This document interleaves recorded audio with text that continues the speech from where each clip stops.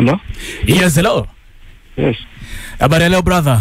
Mzuri sana, vipi hali? Kwema kabisa, hapa ni ndani ya Radio Maisha Sizikwe nayo. Nzula na hukumu hapa. Naam. Ulitutumia SMS kaka, ukasema uko na jambo ungependa kufunguka. Naam. Leo ni siku yako.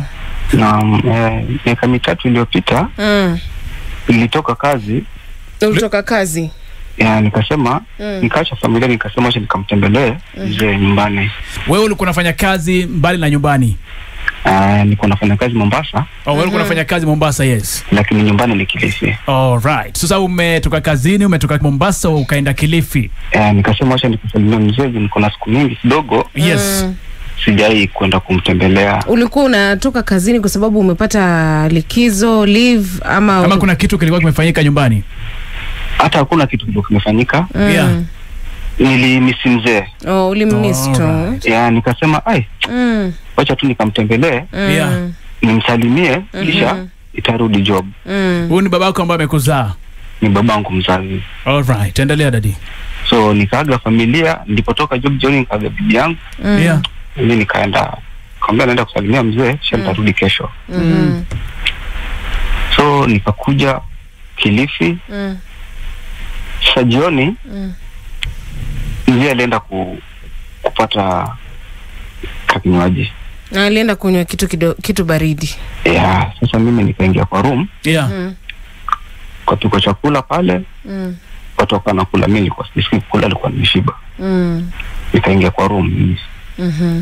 Mzee alipokuja, akaulizia, fulani yako wapi? Akaambiwa yeye amejituliza kwa room. Ametulia huko. Yeah. Amesema yeye sasa hajisikii kukula, ameshiba. Yeah. So hapo mzee akatamka neno. Tafuta sana ukila wewe. Tafuta sana ukila. Tafuta sana ukila. Labda inamaanisha nini? Usikuelewa chini alikuwa anamaanisha. Na maneno aliyatamka wakati amelewa ama? Unajua mzee wangu anapokusudia kitu huwa anajifanya amelewa. So aliponitamkia maneno mimi nilishtuka. Na kabla kisa hiki kutokea hii siku, uhusiano wako na babako ulikuwa vipi? Sijawahi kukosana na babangu kutokea utoto wangu. Na hata ukitoka Kilifi unaenda Mombasa kufanya kazi wewe na mkeo, ulitoka nyumbani vizuri ama ukitoka nyumbani ukienda Mombasa kulikuwa na mkwaruzano wa familia labda? Sijawahi kwaruzana na babangu, sijawahi kuteteshana naye tokea utoto wangu mpaka umri nimefika. Na labda kabla uende nyumbani ulikuwa umekaa muda gani? Nilikuwa na miezi. Ulikuwa unatuma pesa za matumizi nyumbani kusaidia? Kuna kitu babangu aliniambia nikakosa kumfanyia. Na hii siku kabla hujaenda ulikuwa umempigia simu baba ukamwambia kwamba dadi na kuja nyumbani kukusalimia, ama ulikuwa umezungumza na madha ukamwambia madha kwamba unaenda nyumbani kuwasalimia? No, mamangu alipasa wewe. Kitambo sana nikiwa mdogo. Hata sina kumbukumbu vizuri naye. Sasa umelelewa na mama wa kambo? Hata nimelelewa na wajomba zangu. So wewe labda ni nini kilikufanya ukashangaa na hayo matamshi? Ni matamshi mabaya ama ulielewa maana yake? Hapo mwanzo sikuwa najua ni nini kinaendelea, but niliamka na asubuhi before nirudi Mombasa. Nikamuuliza dadi, ulinitamkia maneno? Mimi nilishtuka. Ulikuwa unamaanisha nini? So aliniambia nilikuwa nimekunywa lakini pole. Nikamwambia dadi, hapana. Unapokusudia kitu mara mingi unasingizia kileo, unajifanya umelewa kisha unatamkia mtu maneno. So mimi kama kuna kitu nilikosea babangu, si unaambie tu juu hayo maneno kwangu uliyaongea jana, lakini kwangu yanakaa kama yana uzito fulani. Ni kama laana fulani. Yana uzito fulani ambao yani sina amani. Unaona? So stepmother akatoka. Sasa ni asubuhi. Si vizuri kuongeleshana. Hebu wewe nenda venye ulikuwa naenda, wewe nenda kisha babako alikuwa ni mlevi. Naona. So mimi nilitoka, lakini sikuwa na amani. Nilitoka. Ukitoka ukiwa na roho na uchungu. Baba yeye alisemaje wakati stepmother amestep in na akasema muache kuzungumza? Dadi alisema nini before utoke pale? Hakusema kitu. Na wakati wa kuagana mkaagana vizuri? hatukuogana vizuri. Sababu maneno alikuwa na uzito sana kwangu. Mpaka hiyo siku mimi nilitoka na machozi nikitoka. Nikamwambia dadi, mimi mtoto wako, hata mamangu alinizaa mimi peke yangu, nimekutegemea wewe katika maisha yangu. Unanitamkia maneno babangu? So mimi nikatoka na machozi nikatoka. Karudi Mombasa. Sikumaliza 2 weeks. Nikafutwa job. Ukafutwa kazini bila sababu? Bila sababu. Naona, so baada ya kufutwa kazi after kama 2 weeks, kuna workmate alinitembelea. Akuja akanambia, Sam, wewe kuna kitu kimefanyika chenye si normal. Juu hata mimi nilishangaa venye ulifutwa job. Ulifutwa job. Nikamwambia hizo ni vitu za kawaida. Mtu kufutwa kazi ina happen tu kwa mtu yote. Siwezi sema labda kuna kitu si normal ama nini, inachukua tu kawaida. Nikakuja nikapata kibarua kingine tena. After 1 month nikasimamishwa. Bila sababu tena. Ukisimamishwa unaambiwa sababu gani? Labda wakikurelease wanakuambia chanzo ni nini? Naambiwa tu wewe nenda, tutakuita. Hivyo tu. Sasa hii kitu imeendelea mpaka sasa niko na msichana kwa form 3. Yaani maisha imekuwa ngumu. Mtoto wangu ni kama anateseka. Kazi kama ngapi hivi ndugu yangu zimekuponyoka toka kisa kitokee? Mimi nimefikisha kama mara 6. Kazi zinakuja, unaanza kazi, inaenda. Naanza kazi. Nikimaliza miezi mingi ni 4. Naachishwa.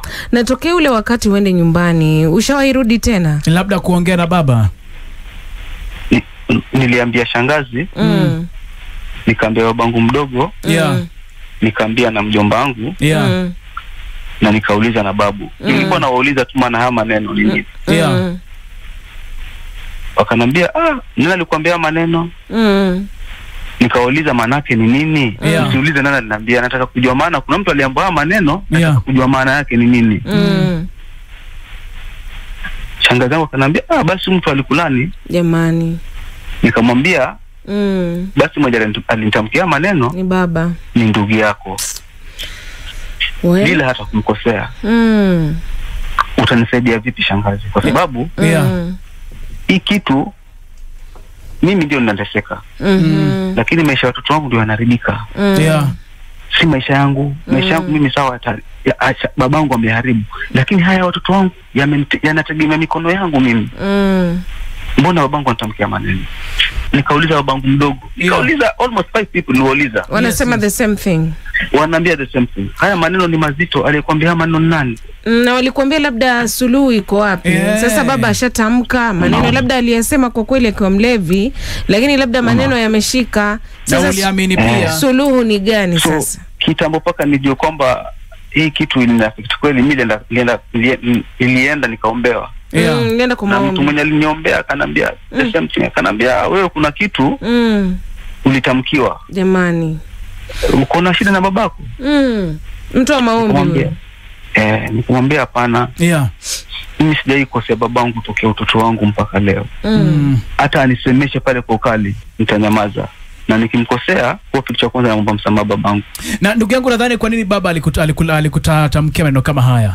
Kwa mtazamo wako tu na tathmini yako tu, unadhani kwa nini babako mzazi alikutamkia hivi? I know it's because of my stepmother.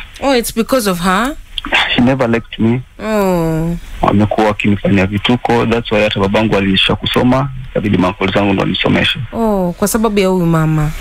Na do you think your uncles wanaweza mediate, wamkalishe babako na wakulete karibu na baba?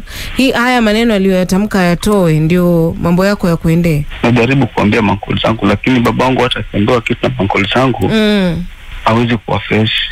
Na umesema kwamba pia wako na hasira na yeye. Na hao watu wote ukizungumza nao na kwa rai tu kwamba kuombea msamaha kwa baba kwa niaba yako, do you think kwamba haiwezekani?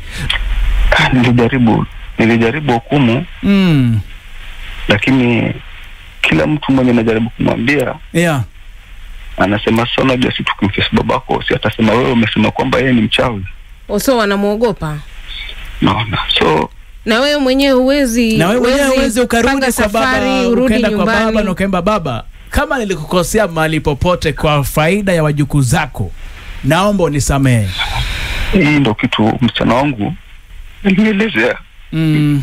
Nenda kaombe msamaha babu kama ulimkosea. Yeah bro. Kwa sababu yeye ako form 3. She's very bright. Yeah. School fees imekuwa nyingi. Ni kitu inamuumiza. Akiona mimi niko nyumbani toka narudi. Amekuwa tu mtu wa kulia wakati wote mtoto wangu. It's a very sad story my brother. I totally understand you now. Yeah. I understand your situation right now bro. Naelewa sana. Na kizuri ni kwamba aliyetamka maneno bado yuko hai, anaweza akafikiwa. Nilienda paka nikamuona. Ulienda physically? Nilienda mimi mwenyewe nikaona baba yangu. Kaambia daddy, ikiwa kuna kitu mimi mtoto wako nilikosea babangu, naomba unisamehe. Yeah.